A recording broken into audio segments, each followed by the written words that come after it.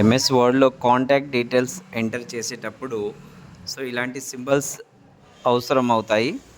వాటిని ఎలా ఇన్సర్ట్ చేయాలో ఇప్పుడు తెలుసుకుందాం. First mobile number symbol insert చేయడానికి మీరు ఒక యాస్కీ కోడ్ని ఎంటర్ చేయాలి. లైక్ 2706 అని టైప్ చేసి ఆల్ట్ ఎక్స్ ప్రెస్ చేస్తే మొబైల్ నెంబర్ సింబల్ వస్తుంది. మెయిల్ ఐడి రావడానికి మీరు 1F4E అని టైప్ చేసి అండ్ ఆల్ట్ ఎక్స్ప్రెస్ చేస్తే మెయిల్ ఐడి సింబల్ వస్తుంది. అలాగే మెసేజ్ సింబల్ రావడానికి